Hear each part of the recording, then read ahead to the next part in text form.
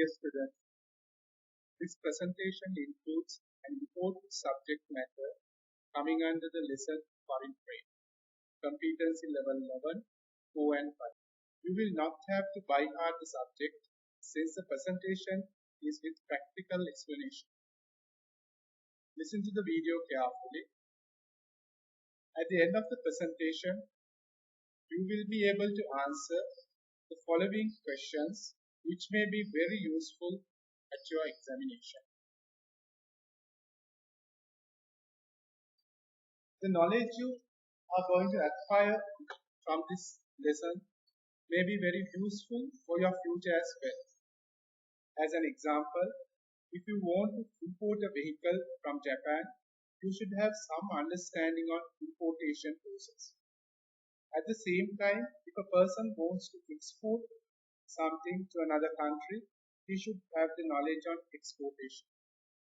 Under this presentation, I'll be touching on the definition of foreign trade, benefits, their factors affect on foreign trade, importation and exportation process, documents related to same, then process of an LC, brief introduction on Incoterms, and finally payment channels which are practically used in foreign trade. If we take the definition of foreign trade, it's basically exchange of goods and services between countries, mainly divided into 4 types: import trade, export trade, re-export, and entrepot trade. Under import trade, goods and services are bought from global market. Under export trade, goods and services are sold to the global market.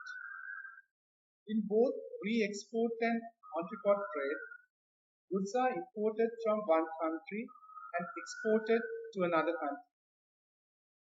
In re-exports, a value addition is incurred to the goods prior to exportation. However, in entrepot trade, this value addition is not compulsory. Sri Lankan businessman acts as the intermediary person or the middleman and generates a profit margin under re-exports and entrepot trade. There are several factors that provide the basis for foreign trade. The first important factor is unequal distribution of natural resources. We all know that some products could be produced only by few countries which are having the relevant natural resource. Example, Middle East countries produce fuel since they are having crude oil. Hence, other countries have to import fuel for their consumption. Next one is relative cost advantage. If a country is able to manufacture a product at a lower cost than importing from another country, it is better to manufacture that product. Example, garment industry in Sri Lanka. On the other hand, if the importation cost is lesser than manufacturing of that product, it is better to import from another country. By doing so, the country will gain the relative cost advantage. Some countries retain a monopoly with regard to some products. This situation has been created by various factors such as patent rights, copyrights, then high technology such as robotic technology, vehicle technology. Because of these reasons, other countries have to import relevant products from them. Next one is globalization. Globalization is the spread of products, technology, information, and jobs across national borders and cultures. So it is very clear that the globalization has provided a clear basis for foreign trade transactions. Apart from the above main factors, removal of many sanctions, minimizing of trade barriers, and aggressive promotions by multinational companies have also affected towards creating a basis for foreign trade transactions. Next, we'll see the benefits of international trade. We can export surplus production and earn foreign exchange. Further, we can import products that cannot be manufactured in our country. As a result of foreign trade, products are manufactured not only for the local market but for the global market as well. Hence, it becomes a large-scale production, resulting in economic gains. Further, this large-scale production creates more employment opportunities in the country. Finally, foreign trade will lead towards international trade relations and cooperation between countries.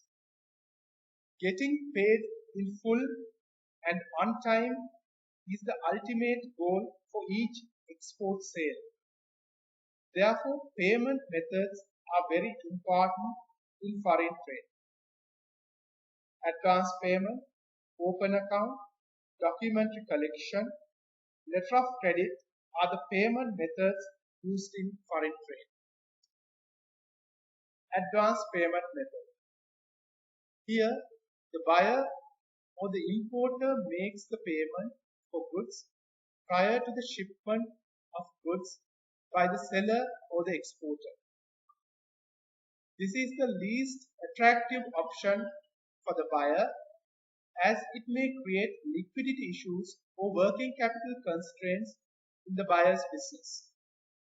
No credit risk or non-payment risk to the exporter.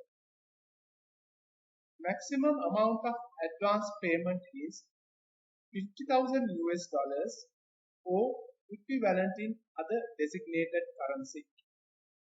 To deviate this amount, a buyer should get the approval from import controller.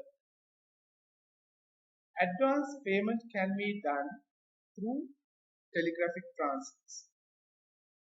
After shipment of goods, the documents will be sent direct to the buyer by the exporter.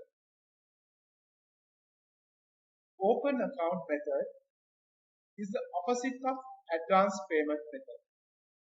Here, the seller ships the goods prior to receipt of the payment from buyer. This is the most advantageous option to the importer and highest risk option for an exporter. Exporter will be sending the documents direct to the buyer after the shipment. Documentary collection. Here, the seller's bank and the buyer's bank act as the agent of their customer. After shipment of goods, the seller hand over the relevant documents to his bank. Then the seller's bank will send the documents to the buyer's bank. Buyer's bank will release the documents to the buyer in exchange of payment, which is remitted immediately to the exporter's bank or at a specific date in the future. Letter of credit. In shortened form, it's an LC. An LC is a commitment or an undertaking by the buyer's bank on behalf of the buyer that the payment will be made to the exporter on receipt of complying documents. Here, the exporter is satisfied since the buyer's bank undertakes the payment for goods. An LC also protects the buyer since no payment obligation arises until the goods have been shipped as promised. LC payment method can be described as a step-by-step process. The buyer and seller agree on the terms of sale. The buyer completes an application for an LC and forward it to his bank. The buyer's bank then forward the LC to the seller's bank. Seller's bank forward it to the seller. Having received assurance of payment, the seller makes necessary shipping arrangements. The seller delivers documents to his bank. Seller's bank examines the documents. If the documents are in order, sends them to the buyer's bank and pays the seller in accordance with the terms of LC. The buyer's bank, having received the documents, examines them. If they are in order, the bank will get the payment from the buyer and release the documents. The buyer's bank will also reimburse the seller's bank. Finally, buyer can clear the goods from ports.